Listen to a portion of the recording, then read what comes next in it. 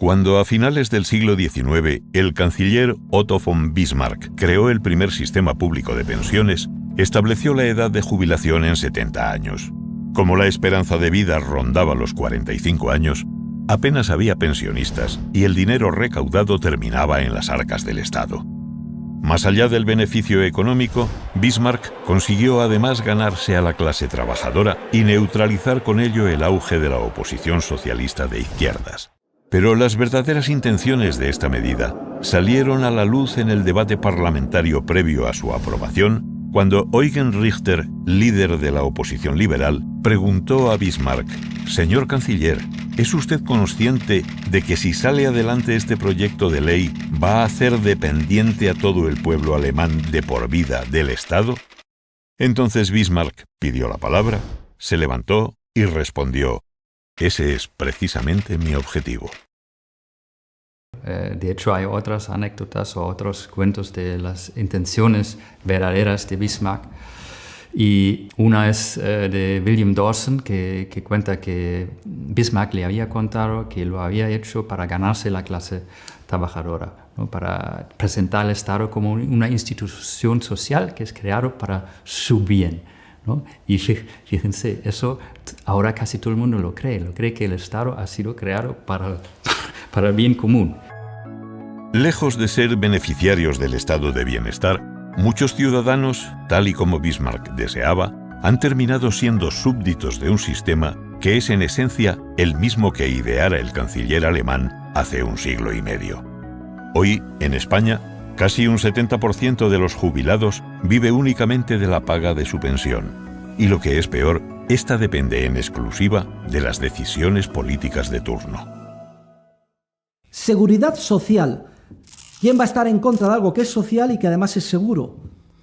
Pues bien, si algo caracteriza a la seguridad social es que ni es seguro ni además es social. Es decir, no hay ninguna garantía jurídica de que el día de mañana se vayan a percibir las pensiones que se nos han prometido por nuestros políticos. Pese a la opinión generalizada, las cotizaciones mensuales que pagan los trabajadores se gastan íntegramente para pagar las pensiones de los jubilados de ese mismo mes sin generar ningún tipo de derecho o garantía futura. Cuando a los trabajadores presentes les toque jubilarse, solo les quedará confiar en las decisiones del político de turno y en que las condiciones económicas de entonces sean favorables, algo que sí pasaba en 1935, por ejemplo, cuando Roosevelt instauró en Estados Unidos la seguridad social moderna. En aquel momento, por cada pensionista, el gobierno contaba con 52 trabajadores activos, de manera que fue extremadamente fácil convencer a la población de las bondades de un sistema que, pese a no contar con ninguna garantía real, ofrecía unas condiciones difíciles de rechazar. Actualmente, sin embargo, las condiciones económicas han cambiado mucho. Lejos de los 52 trabajadores activos con que contaba Roosevelt para pagar la pensión de un solo jubilado, hoy en día la media tanto en Estados Unidos como en Europa se ha rebajado a 2.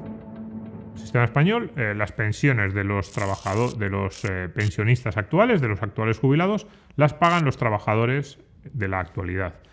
Y a esos trabajadores se les promete que dentro de 15, 20 o 30 años, cuando ellos se jubilen, se les cobrarán cotizaciones a los trabajadores del futuro para pagar sus pensiones. Aquí ya se produce muchas incongruencias. Hace que el sistema se tambalee, porque se basa en la promesa, en una promesa. Y las promesas no están por escrito, no hay nada que esté respaldando este sistema de pensiones hoy. No es seguro, no es seguridad. Pero tampoco es social, porque la mayor parte de las contribuciones las pagan los más vulnerables, los trabajadores que tienen unos salarios más bajos. Y en general, de manera agregada, los trabajadores están pagando por término medio unas pensiones que son superiores por término medio a los salarios que ellos perciben. Luego, aquí lo que hay es un trasvase de renta de los más pobres hacia los más ricos, en términos agregados, que son los jubilados. En España, el realizador del estado del bienestar fue el dictador Francisco Franco. Gracias a ello, su régimen se sostuvo en pie durante casi 40 años con total estabilidad.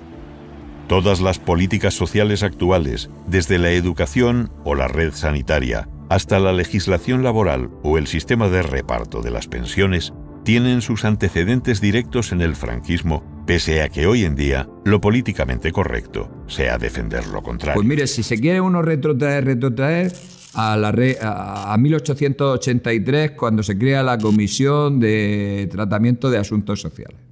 Y estamos a 1900, cuando empiezan, luego en la primera década se creará el Instituto Nacional de Previsión. Pero esos seguros ni eran obligatorios ni eran para todos. Y además eran privados y habrá que esperar hasta los años 20 que se pongan, o ya hasta la Segunda República, donde se anuncia que va a crearse el seguro obligatorio. Pero se queda sin hacer. Y por lo tanto, el modelo que se implementa a partir de la ley de 1939 va a ser un modelo moderno. Y opta por el sistema de reparto. Ya el mismo 17 de julio de 1936, en el documento por el que se adhiere a los rebeldes, Franco hace de la justicia social y la redistribución de la riqueza una de sus principales reivindicaciones. Poco tardaría en aplicarlas. A lo largo de la guerra civil, en los territorios que iba ganando, su puesta en práctica sería una de sus principales bazas para ganarse a buena parte de la población, aterrorizada ante las políticas comunistas del otro bando. Un buen ejemplo fue precisamente el de acabar con el régimen de capitalización en el retiro obrero, hasta entonces vigente en toda España. Una vez ganada la guerra, Franco no abandonaría nunca su fe en la justicia social. Enemigo por igual del comunismo y del liberalismo, hizo de las políticas sociales el pilar fundamental de su régimen y con ellas construyó no solo la seguridad social en España, sino el imaginario colectivo que aún hoy día la sostiene. El gran artificio que hizo Roosevelt, como hizo Franco en su momento en España, cuando pone esta cosa, es crear la ficción de que hay una cuenta aparte, ¿no? Que hay un Instituto Nacional de la Seguridad Social aparte, que tiene sus cuentas apartes y que es sostenible o que no es sostenible dependiendo de las aportaciones. Todo va para el Estado. ¿De dónde le vienen los ingresos a la seguridad social? Pues del mismo sitio que el resto de los organismos, de los ingresos públicos. Entonces, creer que hay esa ficción de que está por un lado el Estado y por el otro la seguridad social. Y entonces la seguridad social tiene unos ingresos autónomos, que son las cotizaciones sociales, y lo que tenemos que tratar es de equilibrar los gastos de la seguridad social con esos ingresos que son independientes. Pero eso es mentira. De hecho, si fuera verdad, el sistema habría, o sea, si realmente hubiera un sistema, ese sistema habría quebrado. ¿Cuál es la cartera de una hucha de las pensiones? ¿Qué tiene en cartera esa hucha? Para que la gente piense que es un cerrito lleno de billetes. ¿Pero qué tiene en cartera? A día de hoy tiene títulos de deuda del Estado español. O sea, antes tenía alguna deuda holandesa o tenía alguna deuda francesa, pero básicamente tiene títulos de deuda del Estado español. Esto es. El Estado español, Aznar o Zapatero, que fueron los que más dotaron, dota tantos miles de millones de euros al fondo. Vale. ¿Y el fondo qué hace con ese dinero? Pues compra títulos de deuda y le devuelve el dinero al que lo puso. Y a cambio tiene unos títulos de deuda que rinden intereses, sí, pero sin intereses pagados con más títulos de deuda. Es un argumento circular. Desde el punto de vista contable, a ver, si una empresa hiciera esto, metían en la cárcel a su director financiero. Era como si una familia tuviera dos cuentas corrientes y se estuviera prestando dinero de una cuenta corriente a la otra de forma circular. Todos vemos que sería completamente ilógico. Pues eso fue la hucha.